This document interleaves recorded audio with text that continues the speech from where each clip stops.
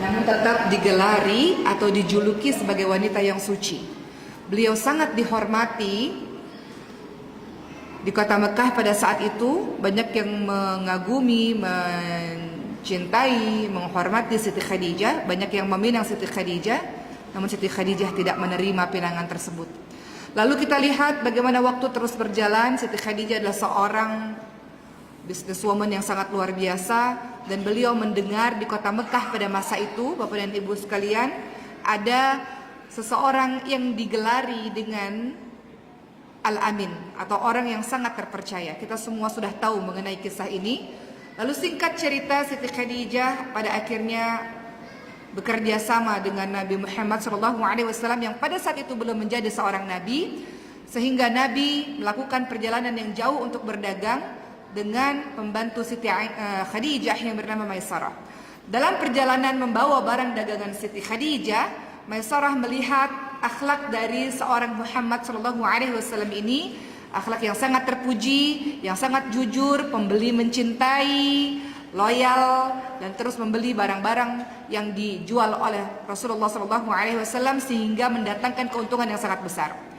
Ketika pulang ke kota Mekah, Maisarah kembali menceritakan ini kepada Siti Khadijah, dan Siti Khadijah jatuh hati, dan akhirnya Siti Khadijah menyatakan keinginannya untuk menikah dengan Rasulullah SAW melalui sahabat Nabi yang bernama Nafisah, sahabat Siti Khadijah bernama Nafisah, dan singkatnya mereka menikah. Dalam pernikahan ini, seperti yang Bapak dan Ibu ketahui, Rasulullah SAW berbeda usia 15 tahun dengan Siti Khadijah. Rasulullah berusia lebih muda dibanding dengan Siti Khadijah. Namun pernikahan yang sangat indah dan sangat luar biasa, dan teruji kesetiaan Siti Khadijah dalam pernikahan tersebut. Kita ingat bagaimana terjadi sebuah peristiwa yang kita bisa mencontoh apa yang dilakukan oleh Siti Khadijah, seorang istri yang salihah yang luar biasa ini. Rasulullah SAW pada saat itu belum menjadi nabi, sering kali berada di Jabal Nur di Gua Hiro, Bapak dan Ibu sekalian, dan merenung kenapa orang-orang kafir Quraisy, orang-orang Arab di masa itu melakukan perbudakan, melakukan kezaliman bayi perempuan yang lahir di kubur hidup-hidup. Mereka menyembah berhala. Sering sekali Rasulullah berpikir kenapa hal itu semua bisa terjadi. Sampai di suatu malam datanglah malaikat Jibril dan meminta Rasul untuk membaca yang kemudian kita kenal. Ada surah yang pertama kali turun, surah Al-Alaq ayat 1 sampai 5. Iqra bismi rabbikal ladzi khalaq, khalaqal insana min 'alaq, iqra wa rabbukal akram alladzi 'allama bil qalam, 'allamal insana ma lam ya'lam. Surah Al-Alaq ayat 1 sampai 5 membuat seorang Muhammad bin Abdullah SAW menjadi Rasulullah. Di masa itu, kawan-kawan sekalian, Rasulullah SAW sangat ketakutan. Di malam hari didatangi oleh seseorang yang tidak beliau kenal. Orang tersebut mengajarkan Rasulullah untuk membaca, dan di suatu kesempatan malaikat Jibril pun hadir di hadapan Rasulullah dengan wujud yang asli, membuat Rasulullah sangat ketakutan. Mari kita lihat apa yang dilakukan oleh istri yang salihah ini kepada sang suami yang sangat dicintainya.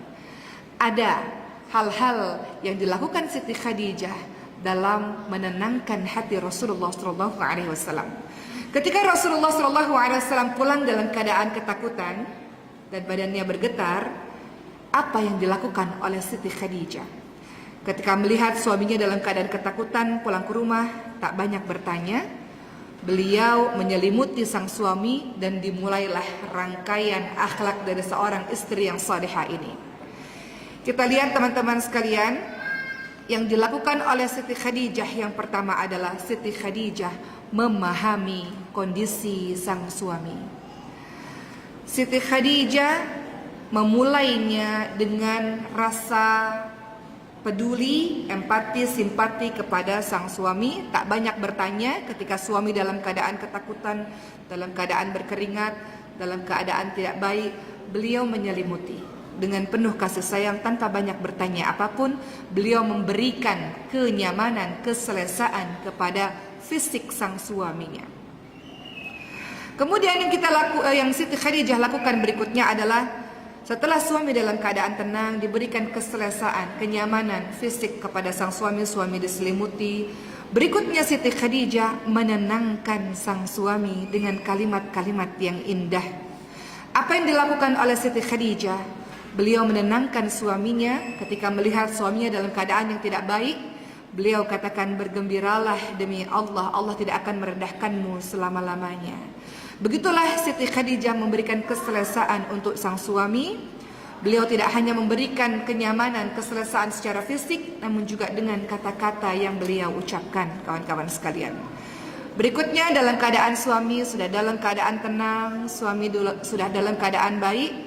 Berikutnya Siti Khadijah memuji sang suami, memberikan kepercayaan diri kepada sang suami. Siti Khadijah meyakinkan sang suami, bergembiralah engkau demi Allah, Allah tidak akan merendahkanmu selama-lamanya. Engkau orang yang benar-benar jujur dalam ucapan, engkau orang yang menjaga silaturahmi, engkau orang yang suka menanggung beban, memuliakan tamu, membantu orang yang kesulitan. Maka Siti Khadijah tampil hadir untuk menenteramkan hati sang suaminya, juga memuji-muji suaminya, membangkitkan kepercayaan diri suaminya ketika suaminya dalam keadaan takut, dalam keadaan rendah diri, dalam keadaan tidak baik. Beliau menjadi penenteram, qurrata a'yun, penyejuk mata dan penyejuk hati untuk sang suami. Tak sampai di situ, kawan-kawan sekalian, Siti Khadijah juga menjadi seorang istri yang sangat luar biasa. Beliau mencari solusi atas problem yang dialami oleh sang suami. Ketika sang suami Nabi Muhammad SAW sudah dalam keadaan tenang, maka Nabi Muhammad pun bercerita tentang apa yang dialaminya, dan Siti Khadijah tidak diam begitu saja. Siti Khadijah bukan menambah problem, melainkan mencari solusi. Dan ini dilakukan oleh istri-istri yang cerdas, istri-istri yang pandai. Bukan menambah masalah, bukan menambah problem, bukan membuat susah atau membawa kepenatan kepada suami. Justru sang istri yang salihah, yang cerdas, yang pandai, yang tenang dan mampu menenangkan suami ini, beliau justru mencari solusi atas problem yang dialami oleh sang suami.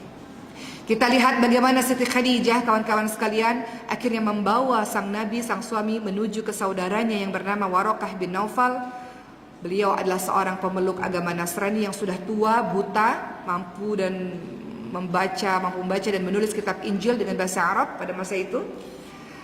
Dan Waraqah bin Naufal pun akhirnya menjelaskan apa yang terjadi dengan Nabi Muhammad, yang intinya Waraqah bin Naufal menerangkan bahwa Nabi Muhammad adalah nabi terakhir. Maka di sini teman-teman sekalian, kita bisa lihat wajar kalau Rasulullah SAW sangat mencintai Siti Khadijah. Itu baru hal-hal kecil yang dilakukan olehnya. Nabi Muhammad SAW melakukan dakwah yang sangat berat dan sulit di luar, namun ketika pulang ke rumah, siapa yang menenteramkan, menyejukkan hatinya adalah seorang istri yang salihah, adalah Siti Khadijah radhiyallahu anha. Maka ketika tahun 7 kenabian sampai 10 kenabian, ketika umat Islam diboikot masa itu, diasingkan, sehingga umat Islam sulit mendapatkan makanan, termasuk Siti Khadijah pun ikut bersama dengan sang suami. Siti Khadijah sebetulnya bisa memilih untuk tetap terus berada di Mekah, namun Siti Khadijah tetap terus setia bersama dengan sang suami dalam suka dan duka. Beliau mendampingi sang suami dalam setiap keadaan, sehingga akhirnya beliau jatuh sakit dan meninggal dunia. Maka dalam sejarah Islam kita mengetahui hal ini dikenali sebagai tahun kesedihan, bahwa Rasulullah SAW sangat bersedih ketika Siti Khadijah meninggal dunia. Kemudian kawan-kawan sekalian, beberapa tahun setelah itu Allah takdirkan Rasulullah menikah dengan Siti Aisyah radhiyallahu anha, dan Siti Aisyah sangat-sangat cemburu dengan Siti Khadijah. Siti Aisyah, Rasulullah SAW pernah mendengar Siti Aisyah berkata, kenapa engkau masih terus memikirkan wanita tua yang sudah meninggal atau wafat tersebut, sementara engkau sudah digantikan dengan wanita yang lebih baik? Maksudnya adalah dirinya. Siti Aisyah sangat cemburu. Siti Khadijah sudah meninggal dunia, namun Rasul masih terus menyebut-nyebut namanya. Maka Rasulullah SAW pun membela sang istri tercinta. Apa yang dikatakan oleh Rasulullah, bahwa Allah menganugerahi cinta yang besar terhadap Siti Khadijah di hati Rasulullah. Dan Rasulullah pun mengingatkan Siti Aisyah bagaimana pengorbanan dan perjuangan Siti Khadijah semasa hidupnya dalam membersamai Rasulullah dan membela dakwah Rasulullah sallallahu alaihi wasallam. Siti Khadijah yang pertama kali beriman kepadaku di saat orang lain belum beriman. Siti Khadijah memberikan hartanya di saat orang lain tidak memberikan hartanya dalam perjuangan dakwah ini, dan seterusnya. Maka sadarlah Siti Aisyah bahwa Siti Khadijah tak pernah tergantikan selama-lamanya di hati Rasulullah. Dari kisah Siti Khadijah kawan-kawan sekalian, maka kita bisa mengetahui tidak mudah menjadi seorang Siti Khadijah. Mudah bagi kita bersama dengan suami pada saat suami ada, pada saat suami sehat, pada saat suami di atas. Tapi pada saat suami di bawah, suami sakit, suami sedang dalam keadaan tidak baik, tak semua istri mampu bersabar dalam bersama dengan suaminya. Namun Siti Khadijah teruji dalam keadaan suka, duka, ada, tak ada, harta, beliau tetap terus bersama dengan sang suami. Beliau menjadi penentram, penenang untuk sang suami. Oleh karena itu Rasulullah tidak akan pernah bisa melupakan Siti Khadijah selama-lamanya. Siti Khadijah menenteramkan, memuji, memberikan semangat kepada sang suami, memberikan solusi atas permasalahan suaminya. Masya Allah. Hal ini tidak akan pernah mungkin bisa dilakukan kalau istri tidak salihah, tidak taat kepada Allah Subhanahu wa taala. Bagaimana dia bisa menenteramkan, menenangkan suaminya kalau dia sendiri tidak tenang? Maka istri-istri atau para suami sebaliknya yang punya hubungan yang dekat dengan Allah Subhanahu wa taala, Allah beri ketentraman sehingga dia bisa menenteramkan dan menenangkan pasangannya, menenteramkan rumahnya, menenteramkan rumah tangganya, sehingga menjadi baiti jannati, rumah menjadi syurga. Tapi kalau tidak punya hubungan yang dekat dengan Allah, dari mana rasa tentram itu dapat? Dapat dari mana? Bagaimana bisa menenangkan orang lain sementara dirinya tidak tenang? Bagaimana bisa menjadi penyejuk mata dan penyejuk hati orang lain kalau diri sendirinya adalah orang yang bermasalah? Kenapa dia bermasalah? Tidak punya hubungan yang dekat dengan Allah Subhanahu wa taala. Orang-orang yang punya hubungan dekat kepada Allah Subhanahu wa taala, Allah beri ketentraman, ketenangan dalam hatinya, petunjuk dalam setiap perbuatan-perbuatannya. Maka dikatakan Siti Khadijah radhiyallahu anha mendapatkan rumah di syurga. Malaikat Jibril berkata kepada Rasulullah, sampaikan kepada Siti Khadijah dia mendapatkan rumah di syurga. Dia dapat salam dariku dan dari Allah Subhanahu wa taala. Allah berikan rumah di syurga kepadanya. Tidak ada bising lagi, tidak ada susah lagi, tidak ada penat lagi. Diberikan untuk istri yang salihah, yang setia dalam setiap keadaan. Masya Allah. Berikutnya teman-teman sekalian, saya masih terus bercerita dengan kisah rumah tangganya Rasulullah sallallahu alaihi wasallam. Setelah kita mendengar kisah rumah tangga Rasulullah dengan Siti Khadijah, tak ada salahnya untuk kita mendengar bagaimana rumah tangga Rasulullah dengan Siti Aisyah radhiyallahu anha. Kalau bersama dengan Siti Khadijah Rasulullah mendapat ketentraman yang luar biasa, dengan Siti Aisyah Rasulullah mendapatkan keceriaan dan kebahagiaan yang juga luar biasa. Kita lihat berbagai macam kisah romantik Rasulullah dengan Siti Aisyah radhiyallahu anha yang bisa kita tiru dalam kehidupan kita sehari-hari.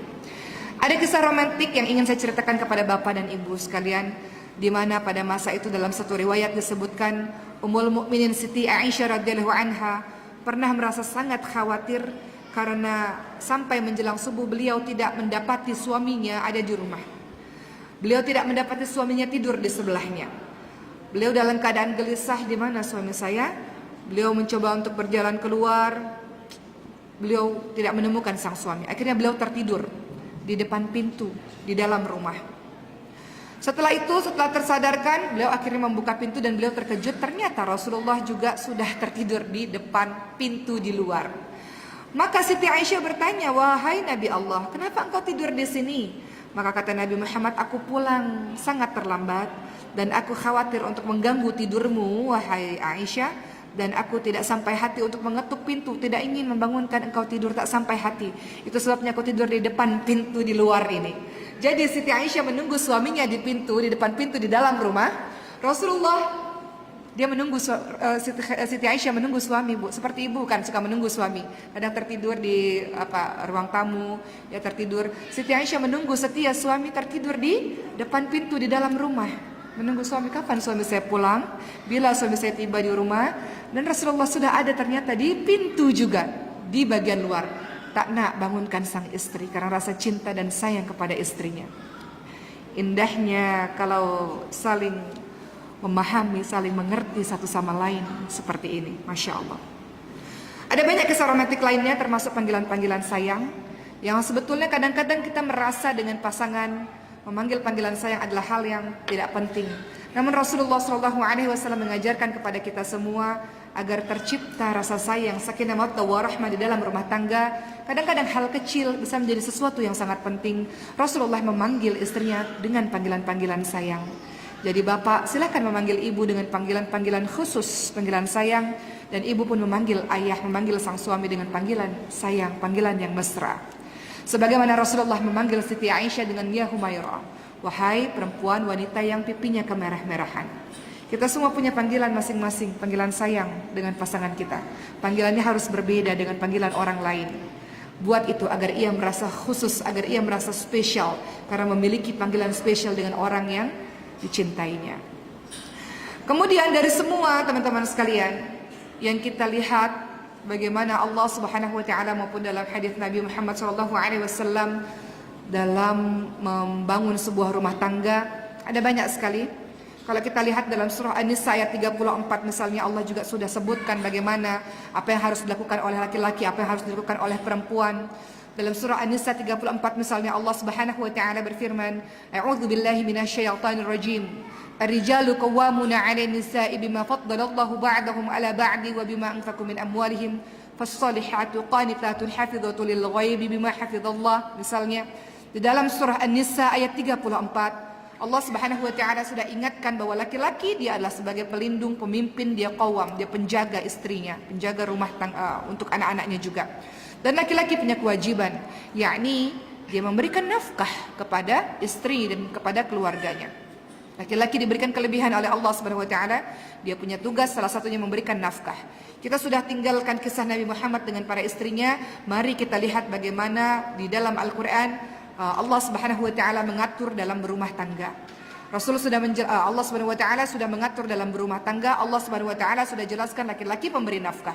Sekaya raya apapun istrimu, tetap laki-laki memberikan nafkah semampunya untuk sang istri. Bagaimana dengan istri? Apa tugas istri di dalam rumah tangga? Fasalihatu qanitatun hafizatun lil ghaibi bima hafizallah. Seorang wanita yang salihah ialah wanita yang taat kepada Allah Subhanahu wa taala. Ketika dia taat kepada Allah, dia akan taat kepada suaminya selama suaminya tidak menyuruhnya kepada kemaksiatan, karena tidak ada ketaatan dalam kemaksiatan. Dan menjaga diri ketika suaminya tidak ada. Perempuan yang bisa dipercaya, perempuan yang bisa menjaga kehormatan dirinya sendiri. Itu beberapa tugas laki-laki dan perempuan yang Allah sebutkan. Namun kita lihat juga teman-teman sekalian, di dalam rumah tangga biasanya walaupun laki-laki sudah tahu tugasnya mencari nafkah, perempuan sudah tahu tugasnya adalah di rumah untuk menjaga anak-anak, menjaga rumah.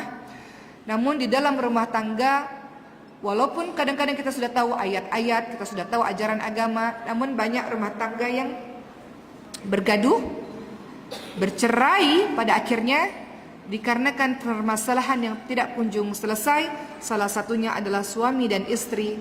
Kadang-kadang mereka juga paham agama, kadang-kadang mereka juga tahu tentang hadis Nabi atau sunnah Nabi, tentang ayat-ayat Quran. Namun ada yang membuat rumah tangga itu menjadi tidak baik-baik saja. Di antaranya adalah suami dan istri tidak bisa menjaga lisan kepada pasangannya.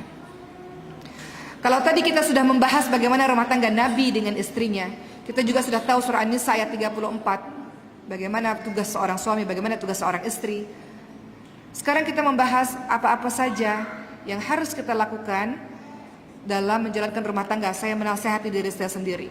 Salah satunya yang paling banyak masalah dalam rumah tangga, saya nasihat diri saya sendiri, adalah masalah komunikasi. Banyak orang-orang bercerai Bapak dan Ibu sekalian disebabkan karena masalah komunikasi yang tidak baik, masalah lisan yang tidak baik. Pergaduhan suami istri atau perceraian suami istri tidak hanya sekedar masalah ada orang lain atau masalah ekonomi, masalah finansial, tapi juga adalah masalah lisan atau masalah komunikasi yang tidak baik. Ada case di mana seorang istri, Bapak dan Ibu sekalian, Allah berikan takdir kepadanya dia bisa bekerja di tempat yang baik dengan gaji yang besar, dengan posisi yang baik. Tak ada masalah dengan istri yang gaji lebih besar daripada suami. Namun menjadi masalah kalau istri itu pulang ke rumah dan kemudian sang istri itu menjadi sombong, tinggi hati kepada sang suami dan berlisan tidak baik kepada suami. Begitu pula sang suami. Suami merasa bahwa suami adalah pemimpin dan qawam, harus menasihati sang istri namun menjadi masalah karena nasihat justru membuat luka hati istri disebabkan lisan yang tidak baik. Jadi masalah komunikasi, masalah lisan juga sangat-sangat penting di dalam rumah tangga. Saya nasihat diri saya sendiri. Lidah tak bertulang memang, namun dia lebih tajam daripada pedang. Kadang-kadang kita rasa kita sudah tahu agama, kadang-kadang kita rasa kita sudah belajar banyak dengar kata ustadz, kata ustadzah, namun banyak sekali rumah tangga yang akhirnya bergaduh disebabkan lisan. Banyak orang yang terluka oleh lisan, dan luka itu lebih sakit daripada luka dari pedang. Kita lihat Bapak dan Ibu sekalian, kalau kita mengikuti apa yang dilakukan oleh Siti Khadijah radhiyallahu anha, Siti Khadijah betul-betul menjaga lisannya dengan Nabi Muhammad SAW. Siti Khadijah menenangkan, menenteramkan, memuji sang suami, memberikan solusi dengan lisan-lisan yang sangat baik. Begitu pula dengan Siti Aisyah radhiyallahu anha dan istri-istri Nabi lainnya, memiliki lisan yang baik. Rasulullah SAW, kita sering sekali mendengar perkara lisan ini, namun kadang-kadang kita bisa baik dengan orang lain, namun tidak bisa baik dengan pasangan kita sendiri. Rasulullah ingatkan, saya akan masuk bab lisan sedikit karena masalah ini sangat penting juga dalam hubungan suami istri. Banyak mungkin tak melakukan pukul kepada pasangan, namun lisan ini memukul hatinya, lisan ini menyakiti hatinya. Dalam kehidupan rumah tangga ada beberapa hal yang menyebabkan perceraian. Betul, memang ada kekerasan dalam rumah tangga, pukul dan sebagainya. Namun kadang-kadang kita tak sadari kejahatan lisan kepada pasangan itu justru itu juga yang sangat membahayakan. Rasulullah ingatkan, man kana yu'minu billahi wal yawmil akhir falyakul khairan aw liyasmut. Barang siapa yang beriman kepada Allah dan hari akhir, hendaklah berkata yang baik atau dia diam. Dan kadang-kadang kita lupa dengan hal ini. Kita boleh baik bicara kepada orang lain, tapi kepada orang yang sehari-hari bersama dengan kita, kadang-kadang kita sakiti hatinya, kita lukai hatinya dengan kata-kata kasar, kata-kata tak baik, kata-kata yang jahat yang keluar dari lisan kita. Maka baik suami maupun istri, betul-betul kita jaga lisan kita agar tak terjadi kekerasan dalam verbal, dalam lisan ini. Karena ini termasuk kekerasan juga yang menyakiti hati suami ataupun menyakiti hati istri. Memang tak pukul misalnya dalam sebuah rumah tangga, tapi begitu katanya merendahkan. Ada jenis suami yang suka merendahkan istri, Bapak dan Ibu sekalian.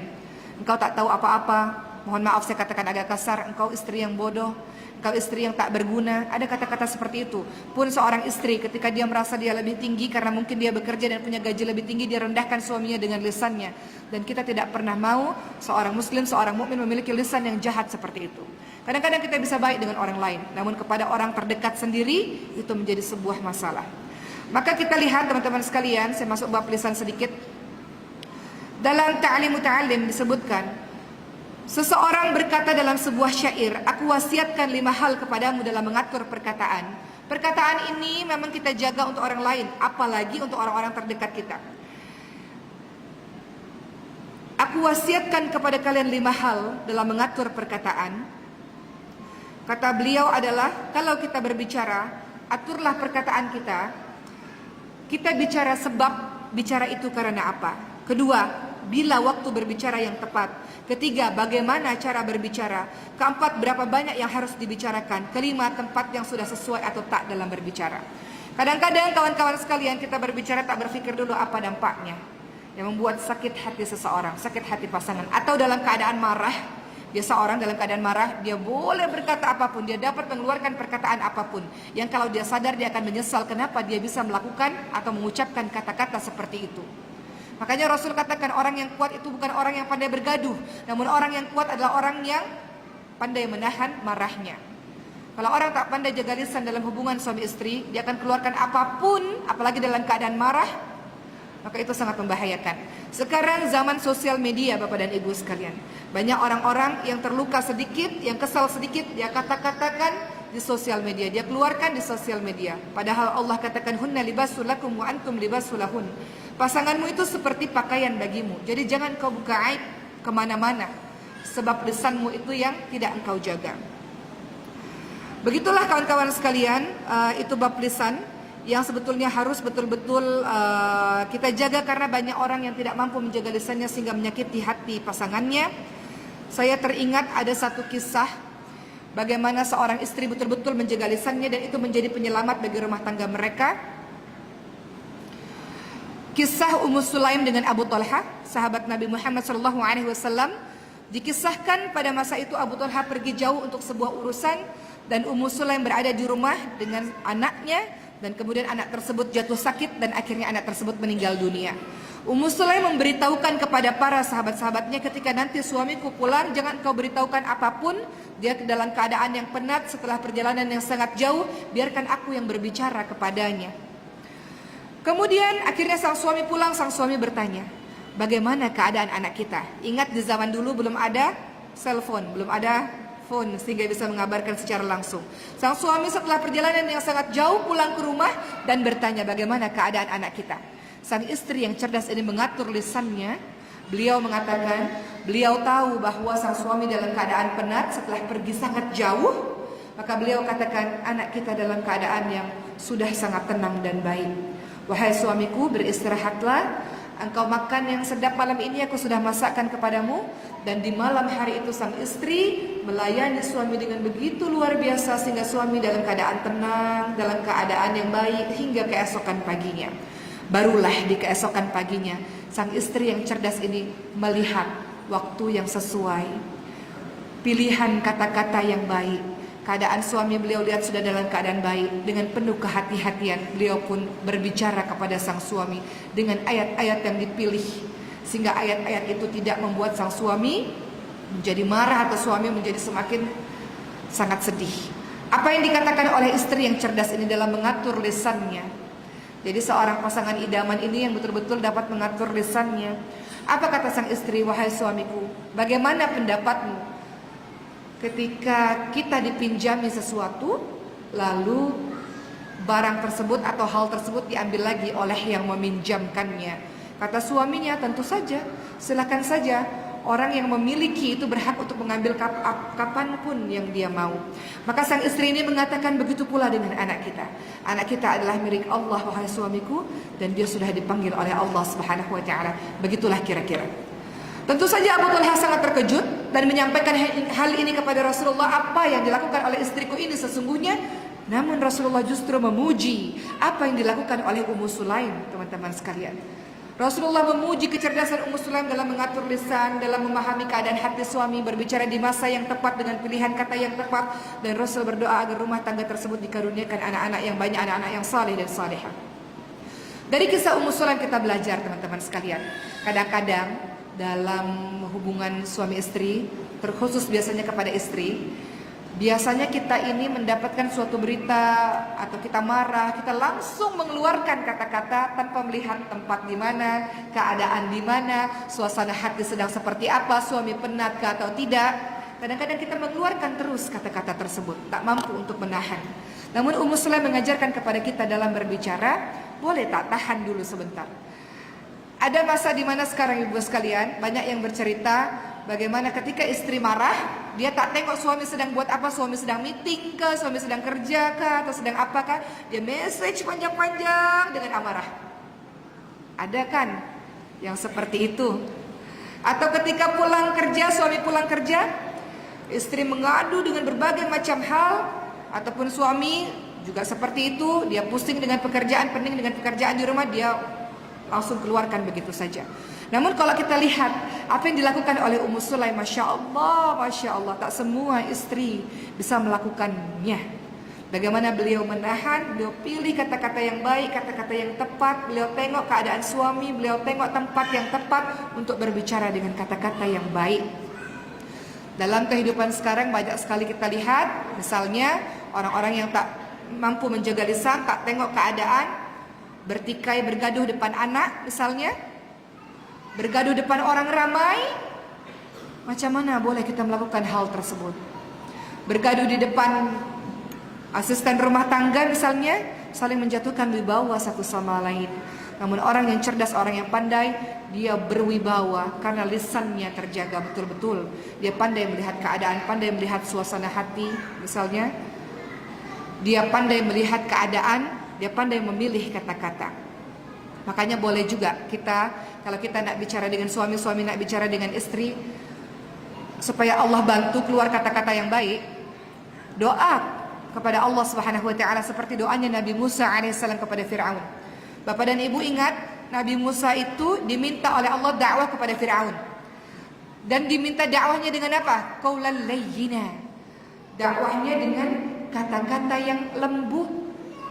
Istri bapak bukan Fir'aun, suami ibu bukan Fir'aun. Kenapa cakap kasar-kasar? Kenapa cakap membentak ya, dengan kata-kata yang tinggi? Sementara Nabi Musa ketika diminta oleh Allah berdakwah dengan Fir'aun, diminta kalimat atau ayat-ayat yang lembut. Dan Nabi Musa berdoa. Doa ini boleh kita ucapkan kalau kita nak bicara dengan pasangan kita agar keluar lisan ini lisan yang baik. Doanya adalah Rabbi shrah li sadri wa yassir li amri wahlul 'uqdatam min lisani yafqahu qawli. Kadang-kadang kita berpikir, oh doa itu hanya kalau kita nak bicara depan orang banyak. Tidak. Doa itu pun boleh kita ucapkan kalau kita ingin berbicara kepada pasangan kita, kepada anak-anak kita. Ya Allah, lapangkanlah hatiku, mudahkanlah urusanku, lepaskan kekakuan dari lidahku ya Allah, supaya dia mengerti apa yang hendak, apa yang aku ingin ucapkan. Jadi kalau sudah berdoa seperti itu, insya Allah lisan yang terucap dari bibir kita, lisan yang baik. Walaupun kita lihat ini, bapak-bapak sekalian, kadang-kadang ibu ini, seorang wanita ini memang banyak bicaranya. Kadang-kadang ada juga bapak yang banyak bicaranya. Tapi majority biasanya ibu banyak bicara, wanita banyak bicara. Bagaimana menghadapinya? Kisah masyhur terjadi pada rumah tangganya Sayyidina Umar bin Khattab radhiyallahu anhu. Ingat kisah itu? Bagaimana seorang pemuda ingin bercerita, aku ingin bercerita, ingin minta nasihat kepada Sayyidina Umar. Karena istriku istri yang banyak bicara, bising.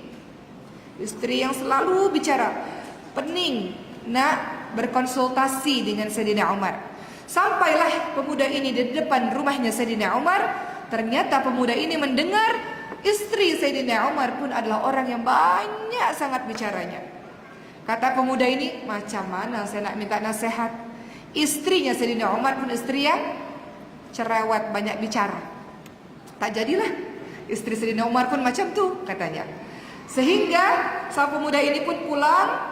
Baru berjalan beberapa langkah Sayyidina Umar membuka pintu dan memanggil, wahai pemuda, kenapa engkau datang ke rumahku? Maka sang pemuda ini bercerita, tadinya semula aku ingin mendapatkan nasihat darimu, bagaimana menghadapi istri yang banyak bicara. Ternyata istrimu pun banyak bicara ya Allah. Jadi tak jadi mendapatkan nasihat, tak jadi nak minta nasihat kepada engkau, wahai Sayyidina Umar, tak jadi. Apa kata Sayyidina Umar? Sambil tersenyum beliau mengatakan, begitulah perempuan. Ketika dia banyak bicara, yang aku pikirkan adalah banyak jasanya kepadaku. Kenapa aku harus marah, kata Sayyidina Umar? Karena beliaulah, maka aku bisa selamat. Karena beliau dan aku, dia selamatkan nafsu syahwatku, dia selamatkan.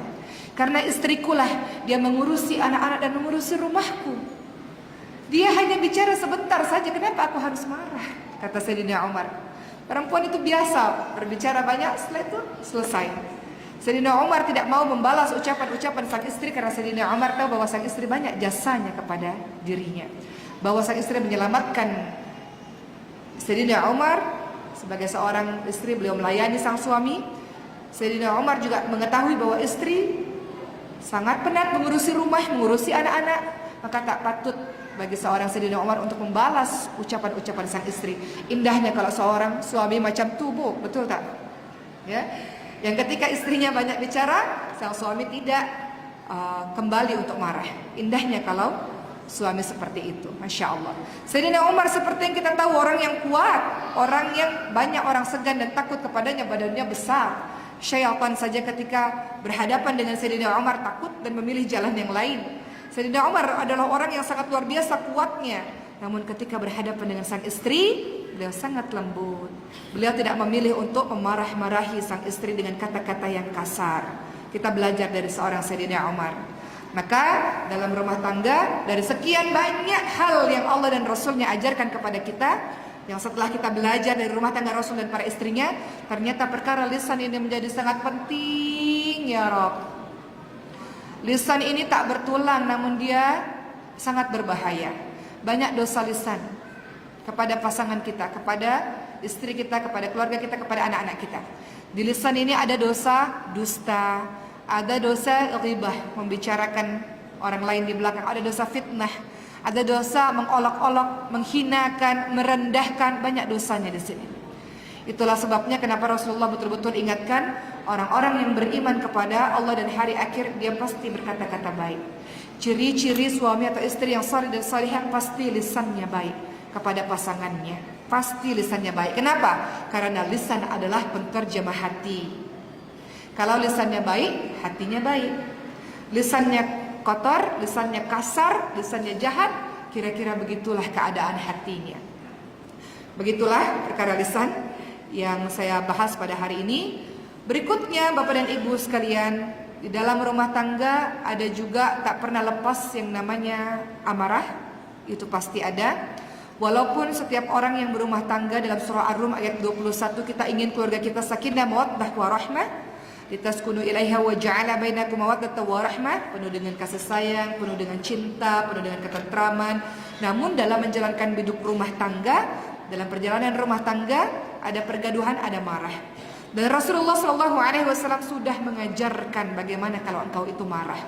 Pernah terjadi pada saat Rasulullah berkunjung, datang ke rumah anaknya Siti Fatimah radhiyallahu anha yang menikah dengan Sayyidina Ali bin Abi Thalib radhiyallahu anhu.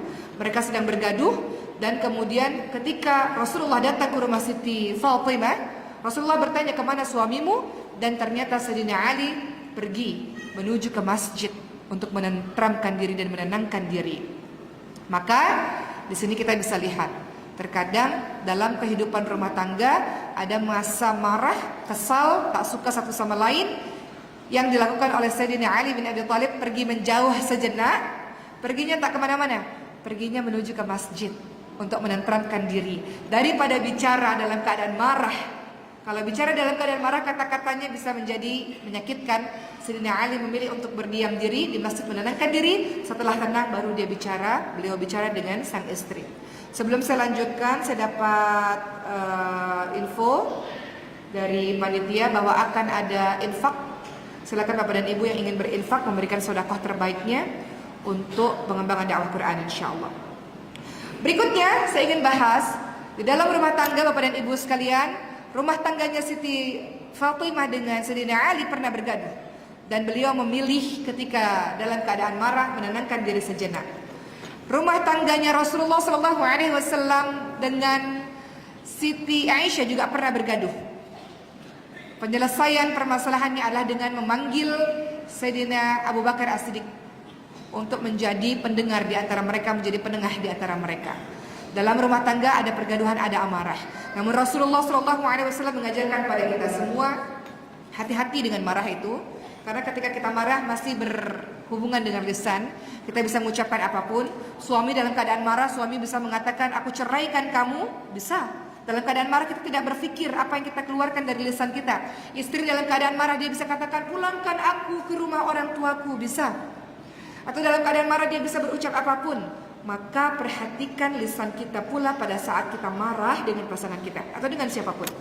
Rasulullah SAW mengajarkan pada kita, pada saat engkau marah, apa yang kau lakukan ada beberapa hal. Pertama, engkau membaca ta'awudz, a'udzubillahi minasyaitonirrajim.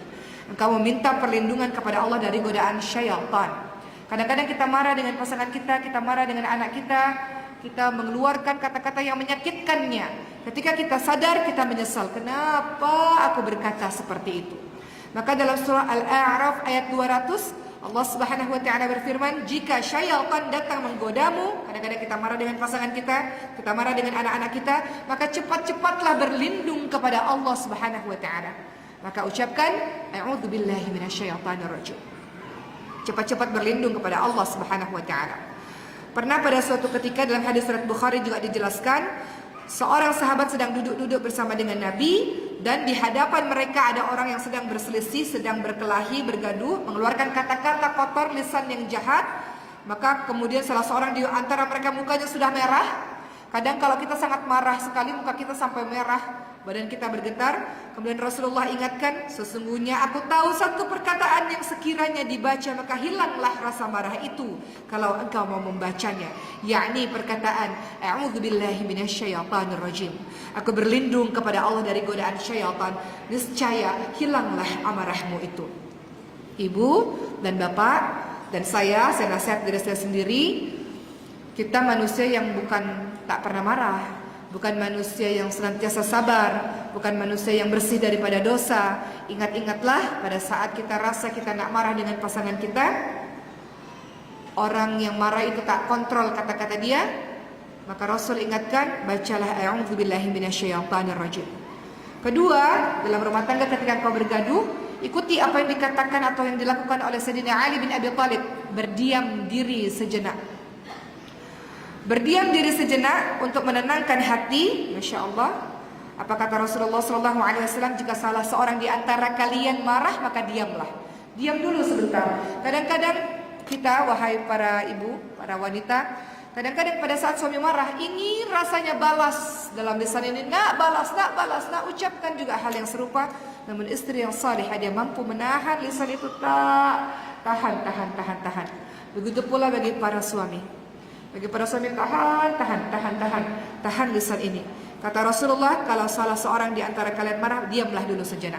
Sayyidina Ali bin Abi Thalib pada saat marah, diam dulu sejenak. Sekejap, diam dulu.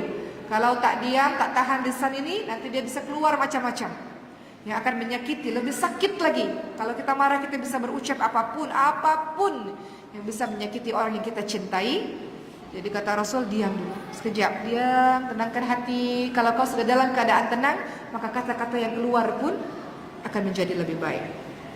Berikutnya Rasul katakan, ketika engkau dalam keadaan marah pada siapapun, terlebih kepada pasanganmu atau kepada anak-anakmu, maka bergantilah posisi. Ini sangat masyhur hadis ini.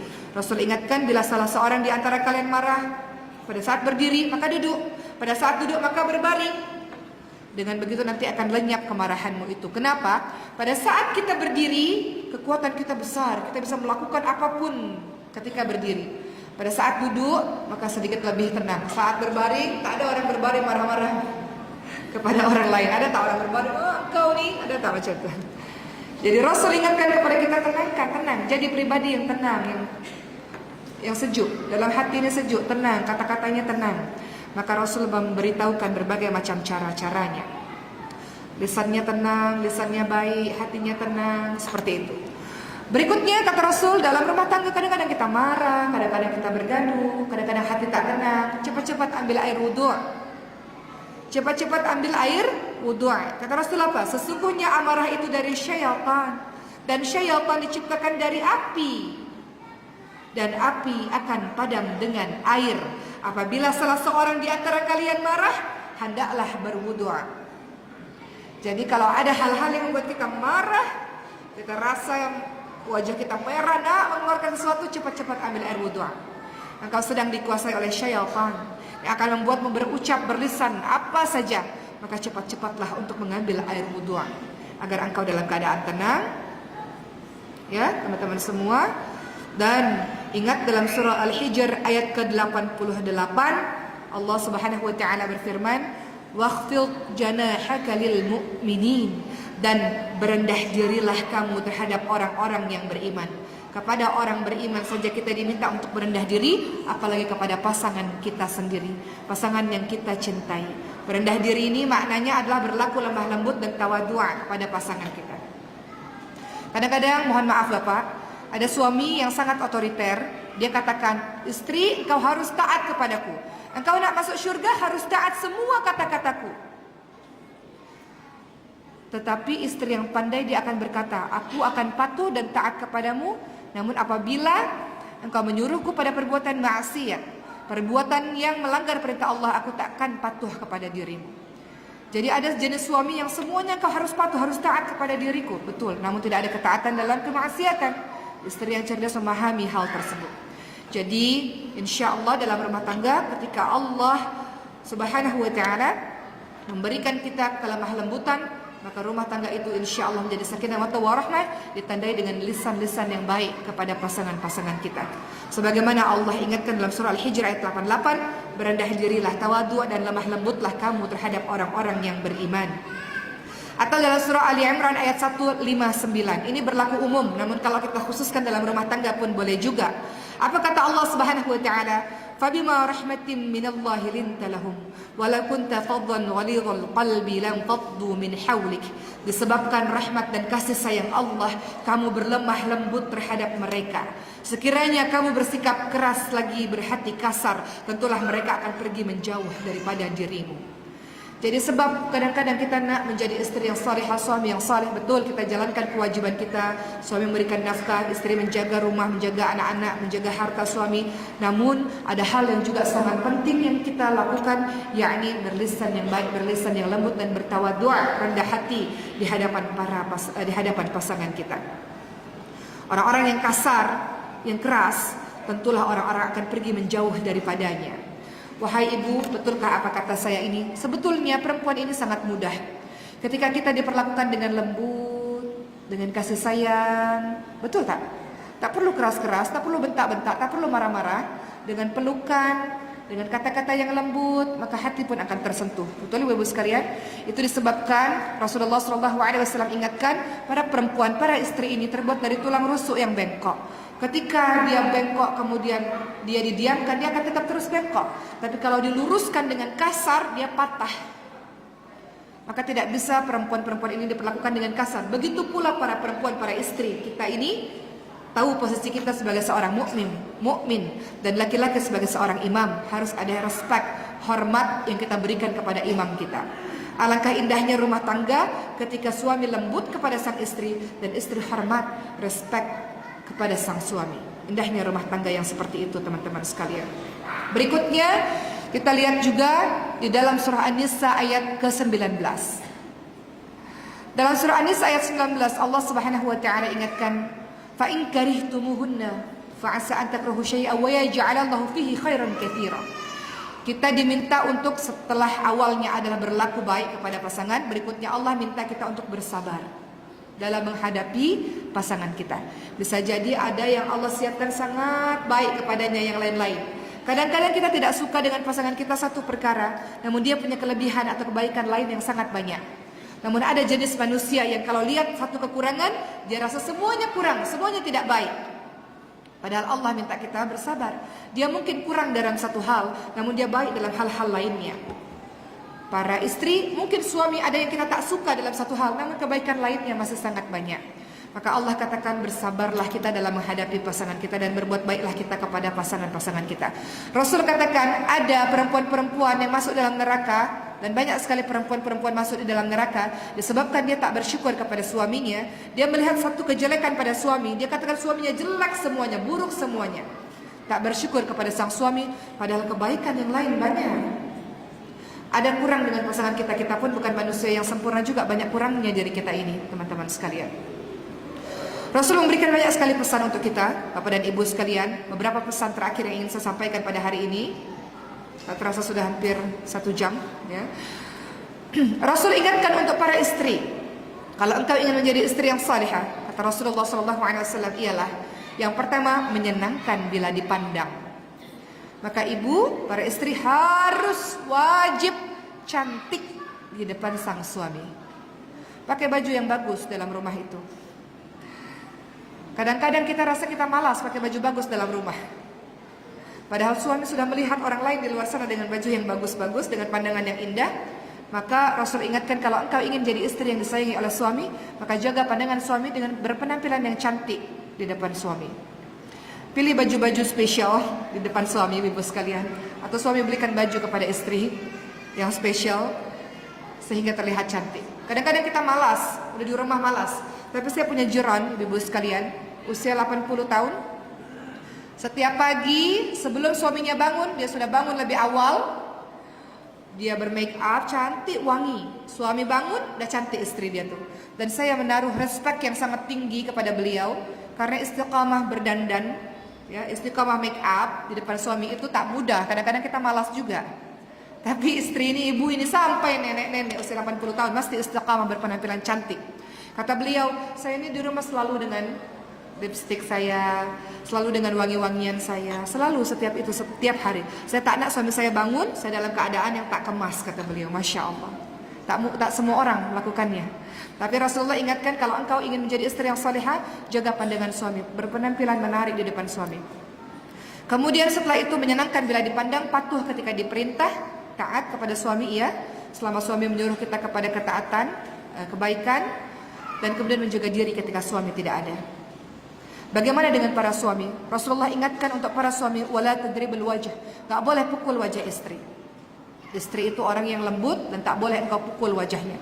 Tak boleh engkau mencaci maki istri, kata Rasulullah kepada para suami, para laki-laki. Tak boleh engkau mendiamkan istri kecuali di rumah. Kemudian Rasulullah SAW juga ingatkan kembali kepada para istri, jagalah sikapmu, akhlakmu betul-betul di hadapan suamimu, karena suamimu adalah kunci syurga dan nerakamu. Betul-betul jaga adabmu, akhlakmu di depan suamimu, karena dia adalah kunci syurga dan nerakamu. Bahkan Rasulullah juga ingatkan kepada para istri, kalaulah aku boleh menyuruh seseorang untuk bersujud di kaki orang lain, maka aku perintahkan seorang istri bersujud di kaki suaminya, saking besarnya hak suaminya terhadap istrinya. Artinya Rasul meminta para istri untuk menaruh hormat yang tinggi kepada sang suami. Namun sebaliknya Rasul juga ingatkan terus-menerus kepada sang suami untuk berlemah lembut kepada istri. Rasul selalu umpamakan istri-istri itu seperti gelas-gelas kaca. Gelas-gelas kaca itu kalau dia terkena satu sama lain, dia mudah retak. Begitulah hati perempuan, dia begitu lembut. Maka ketika engkau kasar sedikit kepadanya, maka dia akan patah, dia akan rusak, dia akan hancur berkeping-keping. Ada suami yang mengatakan, saya harus bersikap kasar dan tegas kepada istri saya. Kalau saya berlemah lembut, dia tak dengar. Tidak, bukan seperti itu. Banyak sekali ayat-ayat yang menerangkan tentang keutamaan dari lemah lembut. Semoga Allah Subhanahu wa taala menganugerahi keluarga kita dengan lemah lembut yang tentu memerlukan usaha di dalamnya. Dan selalu bacalah doa agar Allah jaga keluarga kita, Bapak dan Ibu sekalian. Dalam surah Al-Furqan ayat 74, doa yang sudah dihafalkan oleh Bapak dan Ibu semua untuk menyelamatkan keluarga kita yang tidak pernah lepas dari ujian yang datang terus-menerus. Doa yang harus kita baca adalah Rabbana hablana min azwajina wa dzurriyyatina qurrata a'yun waj'alna lil muttaqina imama. Doa ini masuk dalam akhlak atau kisah orang-orang yang saleh, ibadur rahman. Jadi ibadur rahman, orang-orang yang saleh ini dia punya kebiasaan, dia punya sifat tersendiri. Dalam surah Al-Furqan ayat 63 sampai 74, nanti Bapak dan Ibu baca di rumah. Di mana di dalam surah Al-Furqan itu disebutkan ayat 63 sampai ayat 74 ciri-ciri ibadur rahman, ciri-ciri orang yang saleh. Beberapa di antaranya mereka yang tawadhu, rendah hati, mereka yang bijaksana, berlisan baik, mereka yang selalu salat malam, mereka yang gemar, senang berinfak, mereka yang tidak memburu, tidak berzina, mereka yang meninggalkan perkataan, perbuatan yang tidak ada gunanya, mereka yang senantiasa bertaubat, dan juga mereka yang selalu mendoakan keluarganya. Dengan doa, ya Allah, jadikanlah pasanganku dan anak-anakku menjadi penyejuk mata dan penyejuk hati untukku, dan jadikanlah aku imam bagi orang-orang yang bertakwa, menjadi contoh kebaikan untuk banyak orang. Kalau rumah tangga kita tenang, kehidupan rumah tangga kita tentram, maka kita bisa memiliki fisik yang sehat, kita bisa membuat suatu hal yang besar di luar.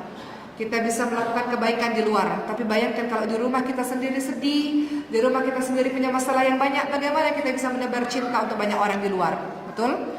Rasul ingatkan khairun nas anfa'uhum linnas. Sebaik-baik orang adalah orang yang bermanfaat untuk orang lain. Bagaimana kita bisa menebar manfaat, kebaikan untuk orang lain di dalam rumah tangga kita sendiri kita sedang susah? Maka doalah.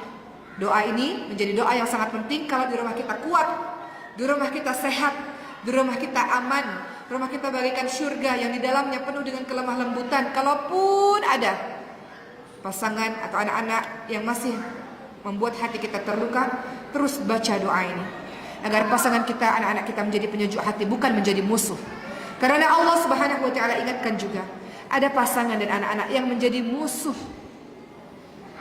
Dia hadir dalam rumah itu menjadi musuh.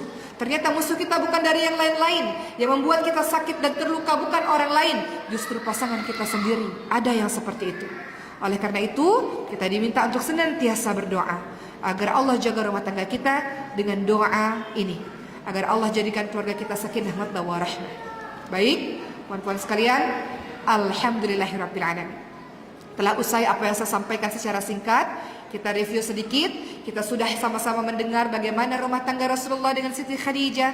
Kita sudah mendengar bagaimana rumah tangga Rasulullah dengan Siti Aisyah radhiyallahu anha yang penuh dengan kebahagiaan. Kita sudah tahu bahwa tugas seorang suami mencari nafkah, seorang istri menjaga rumah, taat dan patuh kepada sang suami, memelihara suami ketika suaminya tidak ada, bisa dipercaya oleh suami. Dan kita juga sudah tahu ada banyak persoalan dalam rumah tangga, salah satunya adalah perkara lisan. Kita ingin rumah tangga kita tentram, tenang, penuh dengan kelemah lembutan, penuh dengan cinta, penuh dengan kasih sayang, maka semua diawali dengan lisan yang baik.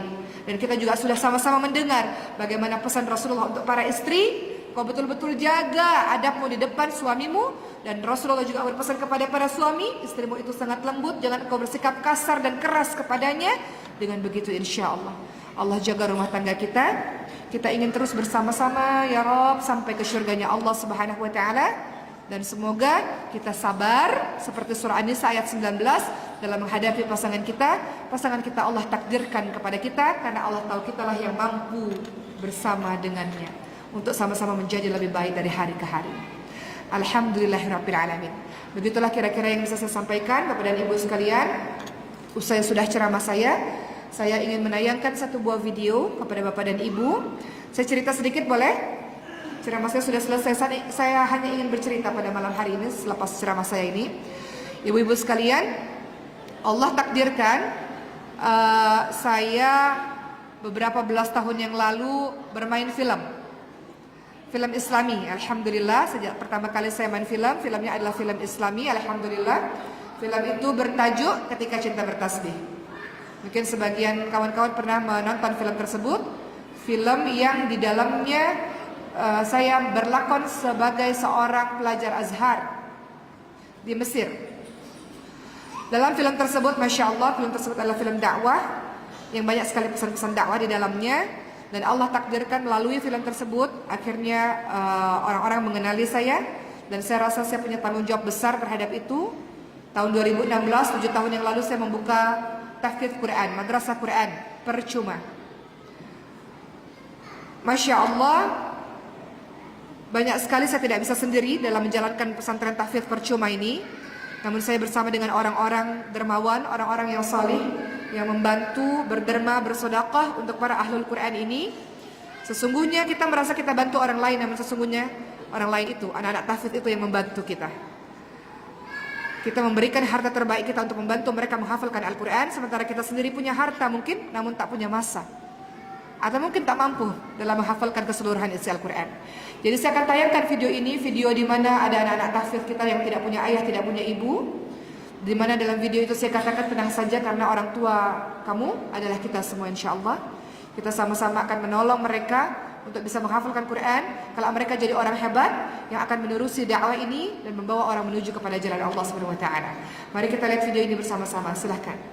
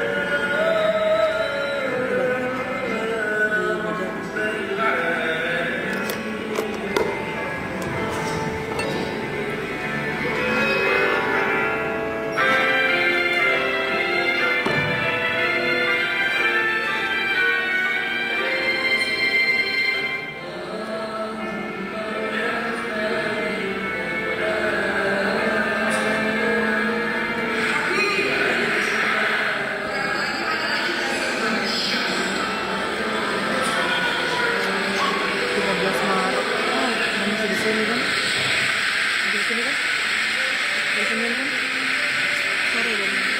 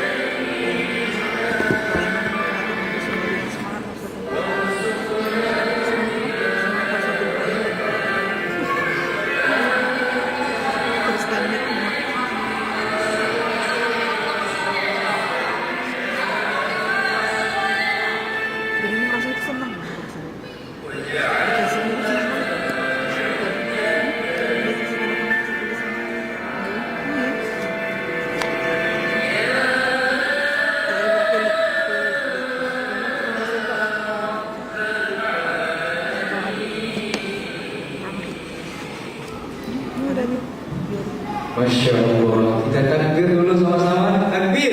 Allah. Tuan-tuan dan puan-puan semuanya, mohon izin saya berdiri di depan tuan-tuan dan puan-puan semuanya. Insya Allah saya ingin menyampaikan beberapa hal informasi bahwa acara kita belum selesai. Insya Allah nanti acara akan kita tutup dengan doa bersama agar kita pulang juga membawa keberkahan. Amin amin ya rabbal alamin.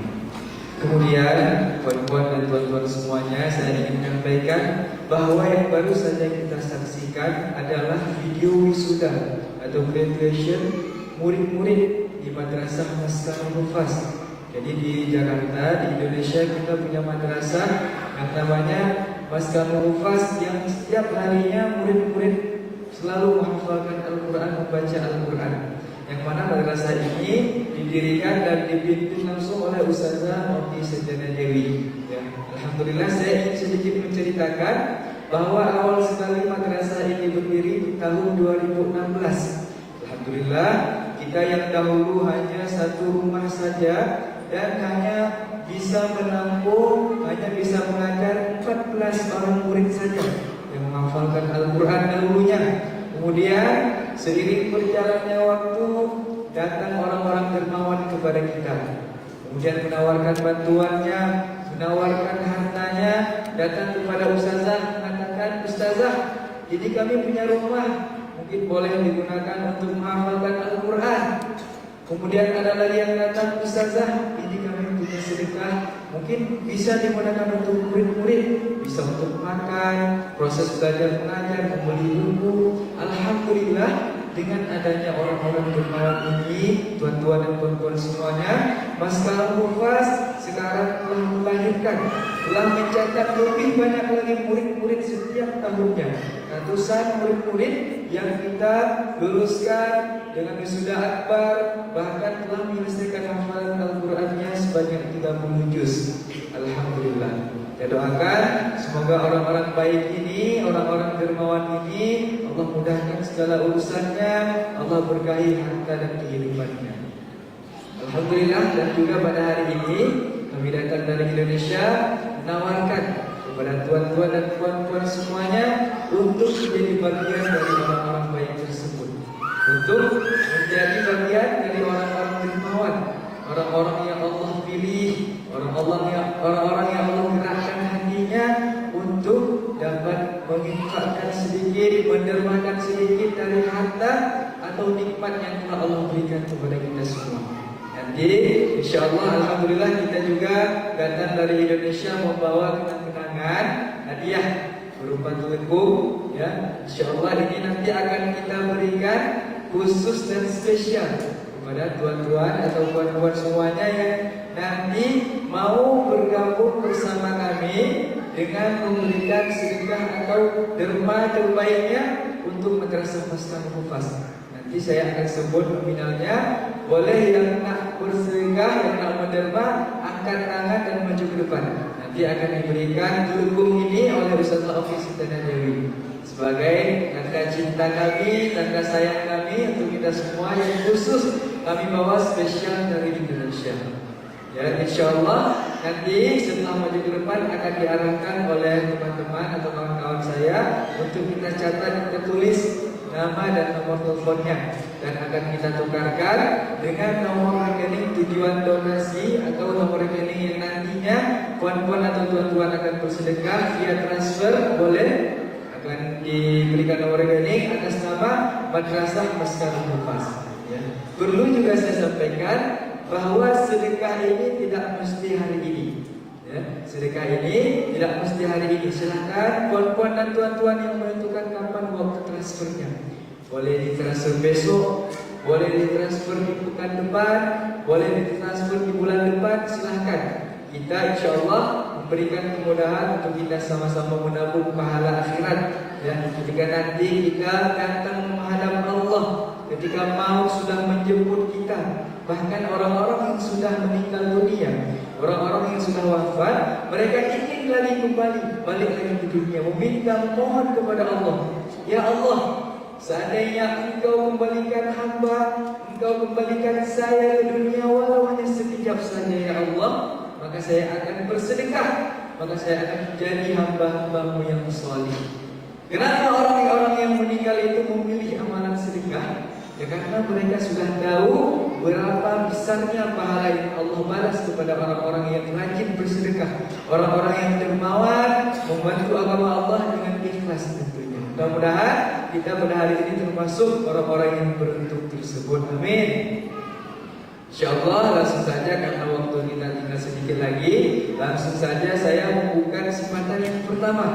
Ya, saya mengajak kita semua untuk bisa sama-sama berkontribusi, memberikan peluang untuk menjadi bagian dari Ahlul Quran.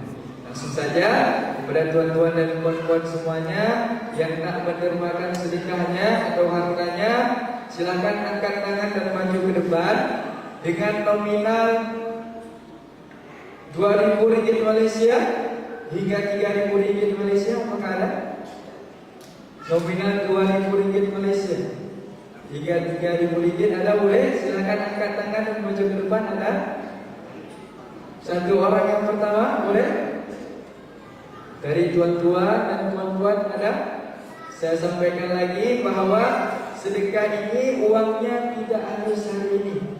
Boleh ditransfer besok, boleh ditransfer pekan depan, atau mau ditransfer menabung dulu, boleh silakan ditransfer di bulan depan. InsyaAllah kita memberikan kemudahan untuk kita sama-sama menabung pahala akhirat. Ada? Ada? Masya Allah. Puan yang di sana boleh kita kasih takbir dulu, takbir. Silakan puan balik maju ke depan. Masya Allah, ini orang yang pertama memberikan contoh yang baik kepada kita. Ya, insya Allah, karena setiap apa yang kita dapat, nikmat apapun yang Allah berikan kepada kita, mas'ul minta Allah, semua akan ditanyakan oleh Allah. Ya, kemana hartamu, kemana umurmu, kemana masa mudamu, bahkan apalagi harta yang kita habiskan, apakah itu pada jalan kebaikan atau tidak? Ada lagi? Boleh angkat tangan dan maju ke depan. 2.000 ringgit Malaysia hingga 3.000 ringgit. Ya, 100 per 100 akan kita alokasikan untuk murid-murid yang setiap harinya menghafalkan Al-Quran di Madrasah Maskal Bopas. Yang barusan saja kita lihat videonya, mungkin masih ada. Ya, ini adalah madrasah kita di Indonesia. Apakah ada lagi? 100 per 100 akan kita berikan untuk murid-murid di Madrasah Maskal Bopas. Ya, setiap harinya murid-murid terus membacakan Al-Quran, menghafalkan Al-Quran, mempelajari ayat-ayat Allah. Mana kata Rasulullah, barang siapa yang membaca satu huruf dari kitab Allah, maka ia akan mendapatkan satu kebaikan. Wal hasanatu bi asyri amsalihha. Rasul, dan satu kebaikan tersebut akan Allah lipat gandakan lagi menjadi 10 kebaikan. Yang mudah-mudahan kita yang turut membantu mereka untuk proses belajar dan mengajar murid-murid tersebut menjadi bagian dari amal jariah yang telah kita tabur menuju Allah Subhanahu wa taala. Ada lagi? Masya Allah, yang kedua, kita kasih takbir lagi, takbir. Sudah 2 orang, nominal 2.000 ringgit Malaysia hingga 3.000. Ya, kita kasih 3 orang lagi. Apakah ada? Boleh, silakan angkat tangan dan maju ke depan. Masya Allah, sudah 3 orang. Masya Allah. Ada lagi? Hamba pilihan Allah yang Allah gerakkan hatinya, boleh silakan. Insya Allah sedekah ini bukan untuk ajang ria kita, bukan untuk ajang kita pamer harta, tapi sedekah secara terang-terangan juga dianjurkan oleh Rasulullah. Untuk apa? Selain untuk menjadi dorongan dan motivasi saudara-saudara kita yang lain, juga nantinya akan menjadi perisai kita dari api neraka, akan menjadi tameng ketika nanti kita ada di neraka. Mudah-mudahan, naudzubillah, Allah jauhkan kita dari azab-azab yang pedih tersebut. Ada lagi? Sebelum saya tutup kesempatan ini, boleh silakan angkat tangan dan maju ke depan. 1 orang terakhir. Sebelum saya tutup, dalam hitungan mundur 5. Boleh silakan dipikirkan baik-baik, atau mau ditelepon suaminya dahulu, dan tuan-tuan boleh mau ditelepon istrinya, minta izin. Ya, ini ibu mau sedekah untuk madrasah 3.000 ringgit misalnya. Jadi bapak mau sedekah untuk madrasah 4.000 ringgit. Ketika sudah diizinkan, ketika sudah mantap, langsung angkat tangan dan maju ke depan. Ada? 1 orang terakhir. Baik, saya hitung mundur kembali dalam hitungan 4,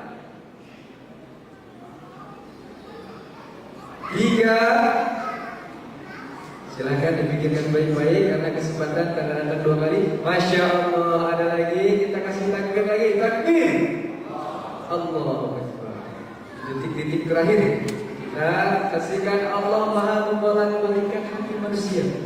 Ketika mungkin tadi syaitan membisikkan di hati kita dan telinga kita, jangan engkau bersedekah, nanti uangmu akan habis. Itu kata syaitan. Maka beristighfar dalam hati, berbanyak sholawat. Ya, semoga kita termasuk orang-orang yang beruntung ini. Yang nantinya akan menjadi amal jariah dan pemberat timbangan kita. Baik, saya hitung mundur lagi. 3, 2, 1. Masya Allah. Saya yakin di sini pasti semua ingin menjadi ahli sedekah. Pasti semuanya ingin menjadi bagian dari orang-orang yang ingin, yang nak menolong agama Allah ini. Baik, maka saya buka kesempatan yang selanjutnya, yang nak menermakan hartanya untuk Madrasah Maskal Bopas dengan nominal 1.000 ringgit Malaysia hingga 2.000 ringgit, boleh? Ada? Silakan angkat tangan jika ada. Angkat tangan dan maju ke depan. Nanti akan kita berikan kenang-kenangan atau hadiah yang kita bawa khusus dari Indonesia. Ada nominal 1.000 ringgit Malaysia hingga 2.000 ringgit.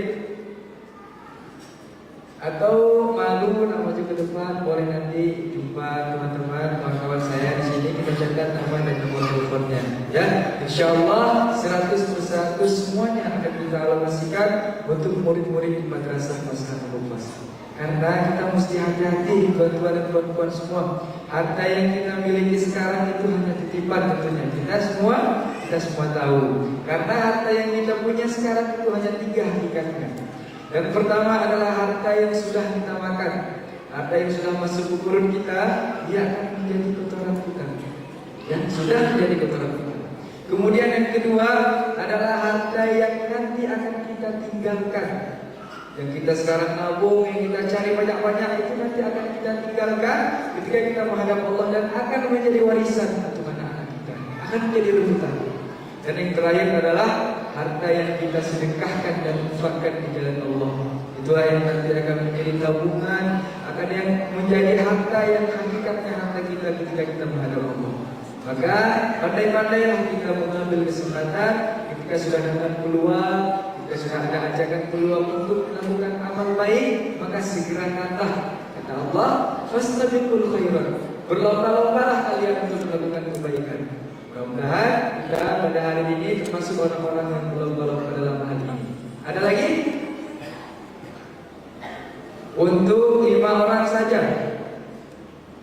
Ya, untuk 5 orang pertama nominal 1.000 ringgit Malaysia. Ada? Boleh angkat tangan dan maju ke depan jika ada.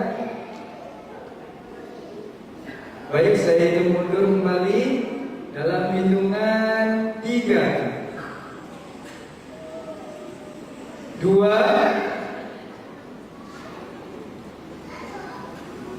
1. Baik, saya turunkan sedikit. Nominal 500 ringgit Malaysia ada? Hingga 1.000 ringgit? Masya Allah. Silakan puan maju ke depan. Takbir dulu, takbir. Ada 1 orang. Ada 2. Masya Allah. Silakan maju puan. 500 ringgit Malaysia hingga 1.000 ringgit. Boleh angkat tangan dan maju ke depan. Dari tuan-tuan perwakilan 1, 2, 3 boleh silakan. Sebelum kita tutup, silakan puan. Ada lagi? Ada?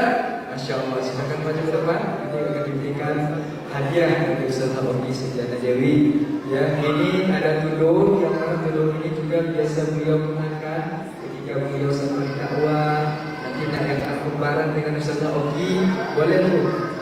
Elok sekali tudungnya, mudah-mudahan kecipranan, samaan nanti cantiknya, kesojahannya, kecerdasannya kepada kita insyaallah. Ada lagi? 500 ringgit Malaysia ada? Masya Allah. Kita takbir lagi, takbir. Mudah-mudahan dari sedekah ini, orang-orang dermawan ini nantinya akan Allah jaga kesehatannya, Allah berikan pintu rezeki yang luas. InsyaAllah setiap hari murid-murid akan mendoakan para orang baik ini yang berada di belakang layar. Ada lagi? Saya sampaikan kembali bahwa sedekah ini uangnya tidak harus hari ini. Nanti perempuan atau tuan-tuan akan diarahkan oleh teman-teman, oleh kawan-kawan untuk dicatat nama dan nomor teleponnya. Ada lagi sebelum saya tutup? Baik, saya hitung mundur dalam hitungan 5.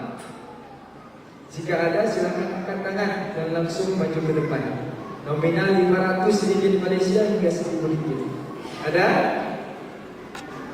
4. Ada? Masya Allah, detik terakhir. Masih ada lagi, kita kasih takbir lagi. Takbir. Allahu Akbar. Ada lagi? Sebelum saya tutup. 3, 2. Masya Allah, masih ada. Dalam hitungan kedua, masih ada lagi? Silakan. Untuk 3 orang terakhir lagi. Untuk 3 orang terakhir saja, nominal 500 ringgit Malaysia hingga 1.000 ringgit. Boleh angkat tangan dan maju ke depan. Ada? 3 orang terakhir yang nak ambil peluang berharga ini, silakan angkat tangan dan maju ke depan. Baik, saya hitung mundur kembali. 3,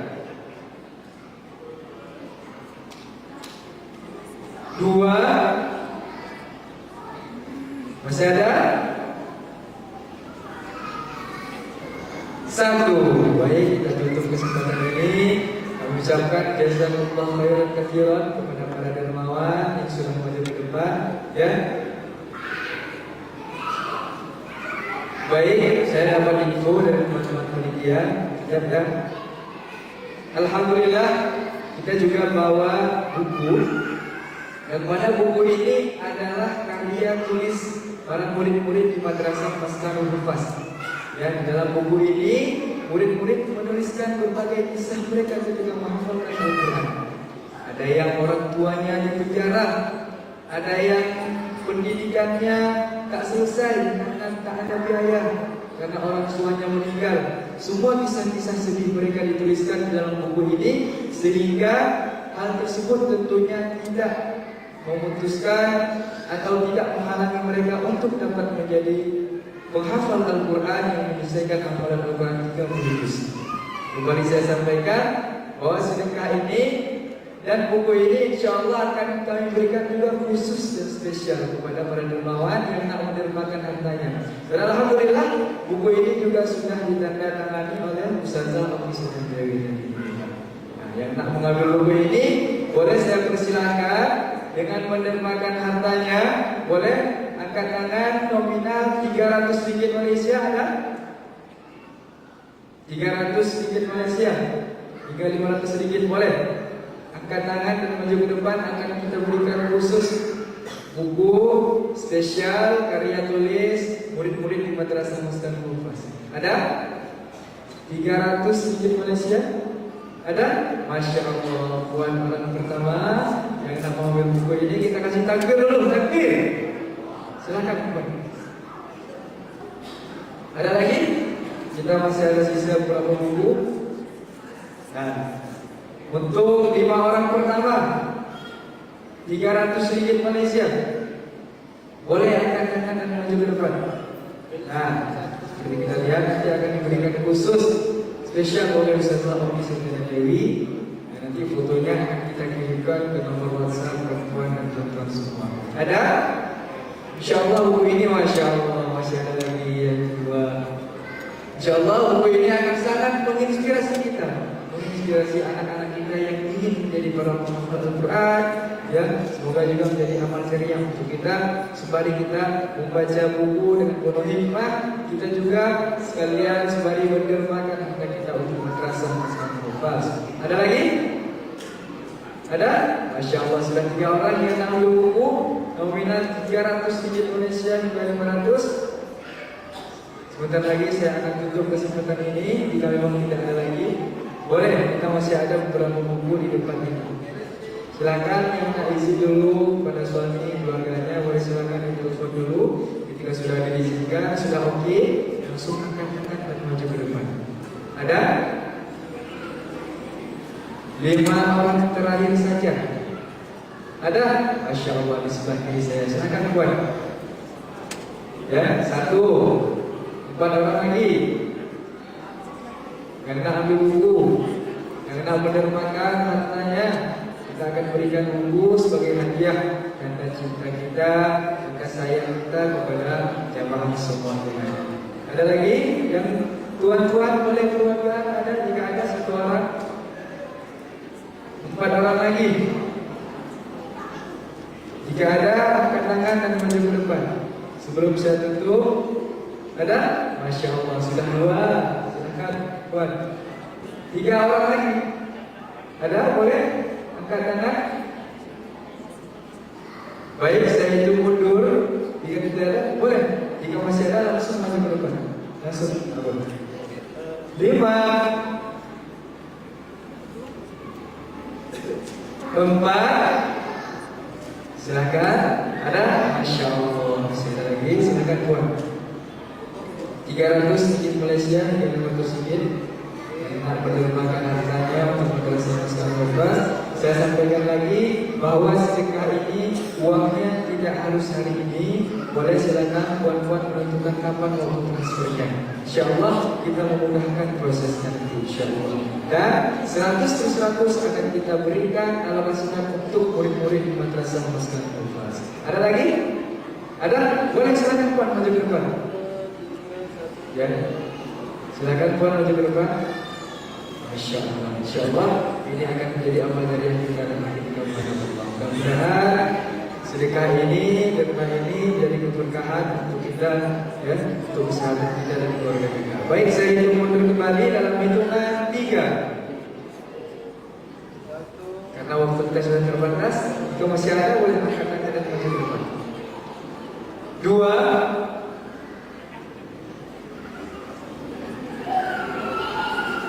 1. Baik, jika masih ada nanti boleh menemui panitia dan teman-teman di depan, ya. Kami ucapkan jazakumullah khairan. Semoga ini menjadi bermanfaatan untuk kita, tentunya, dan juga untuk murid-murid di Madrasah Maskan Al-Fas, dan semoga Allah catat sebagai amal dari kita. Amin. Sekian dari saya. Mohon maaf jika ada kesalahan. Billahi taufiq wal hidayah.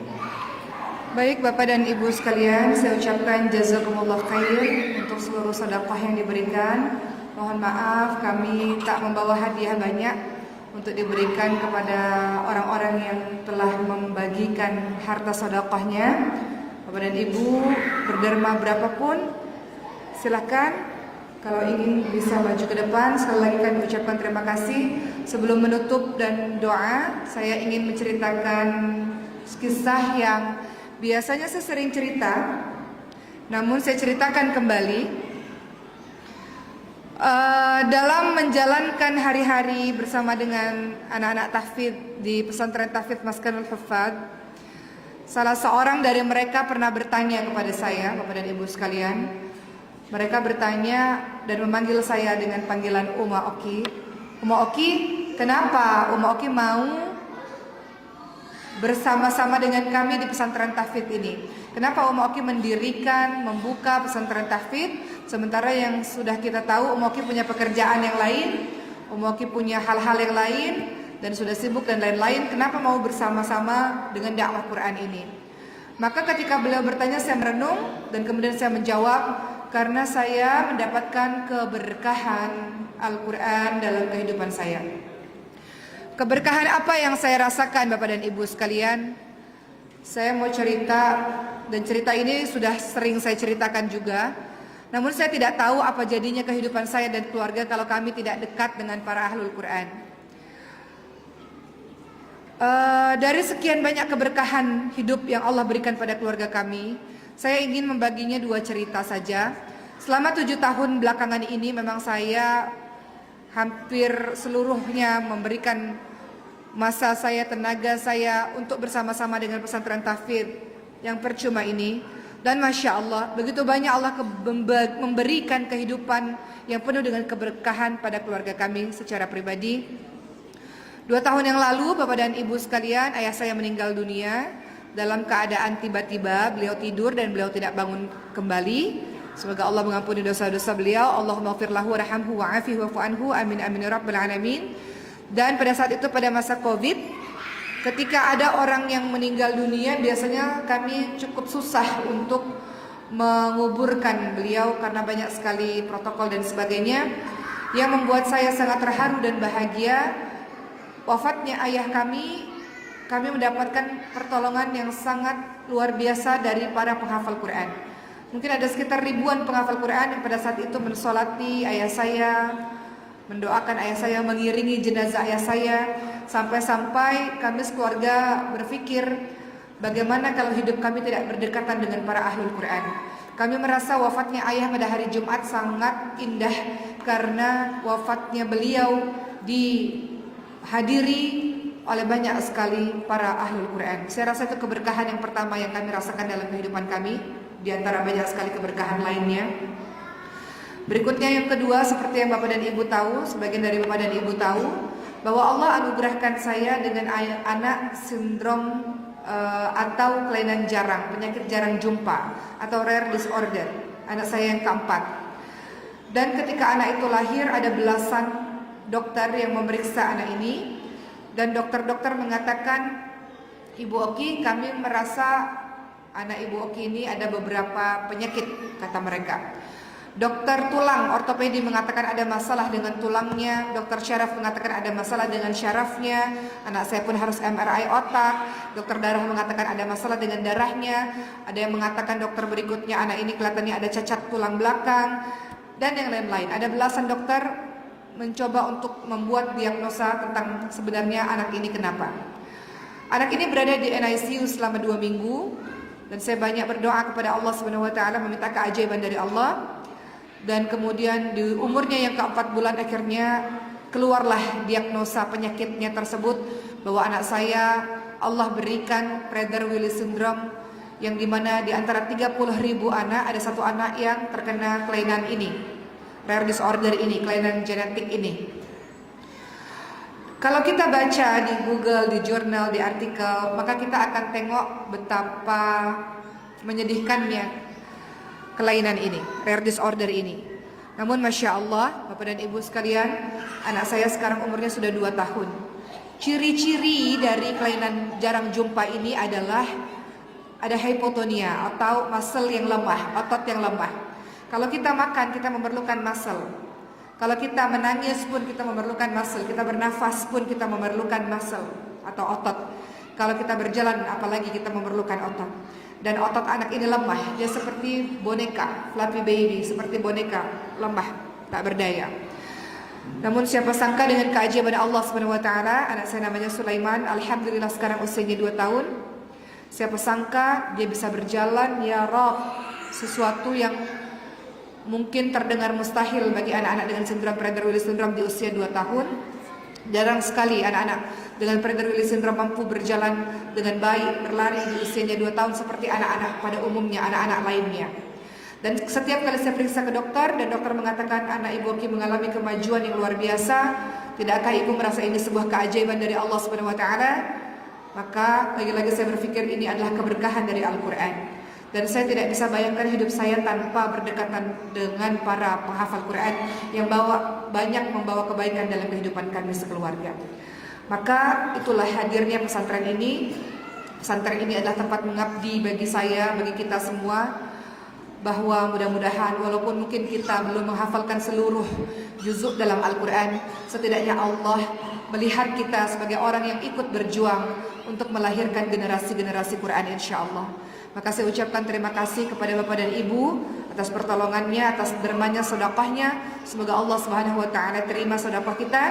Dan kembali lagi seperti tajuk kita pada hari ini, semoga Allah jaga keluarga kita. InsyaAllah Allah tenteramkan, Allah tenangkan, Allah jadikan keluarga kita kuat, dan kita lahirkan pejuang-pejuang hebat untuk menolong agama ini insyaAllah, untuk membuat Malaysia, Indonesia maupun negara-negara lainnya menjadi baldatun thayyibatun wa rabbun ghafur, dengan adanya anak-anak yang saleh dan anak para penghafal Quran yang sudah kita dermakan harta kita ini insyaAllah. Bapak dan Ibu, terima kasih. Hari ini kita langsung tutup dengan doa. Maka saya akan panggil Ustadz Ardhoni.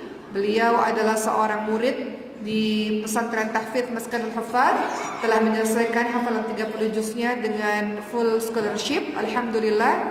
Dan beliau juga sudah terus berdakwah untuk mengajarkan orang-orang lain dengan Al-Quran. Kita akan tutup dengan doa bersama-sama pada hari ini. Tafadhal Ustadz Ardhoni untuk kita doa bersama-sama. Assalamualaikum warahmatullahi wabarakatuh. Baik teman-teman sekalian, mari sama-sama kita tutup majelis kita dengan doa agar Allah memberikan keberkahan dalam majelis kita malam ini.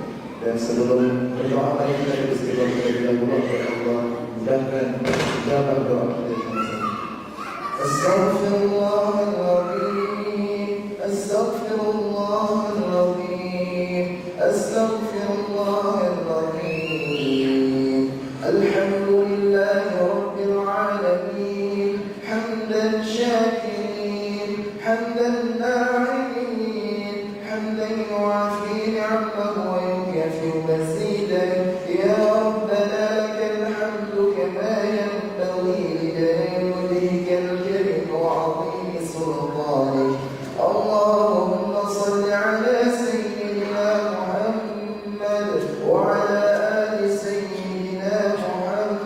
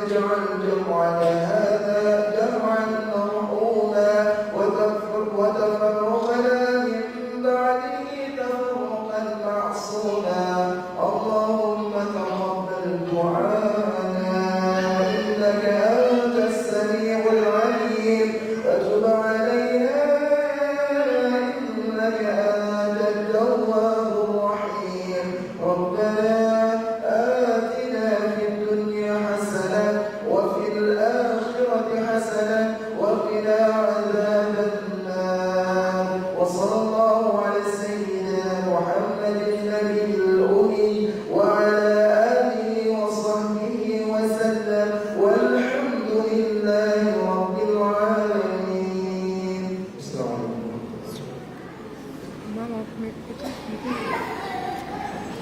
Baik Ibu dan Bapak sekalian, kita tutup pada malam hari ini dengan beristighfar 3 kali. Astaghfirullahaladzim, Astaghfirullahaladzim, Astaghfirullahaladzim. Dan doa penutup majelis, Subhanakallahumma wa bihamdika asyhadu an la ilaha illa ant astaghfiruka wa atubu ilaik. Amin amin ya rabbal alamin. Terima kasih semuanya, selamat berehat, semoga sehat. Doakan semoga perjalanan dakwah ini berjalan lancar dan semoga Allah menjaga persaudaraan kita insyaallah. Terima kasih. Assalamualaikum warahmatullahi wabarakatuh.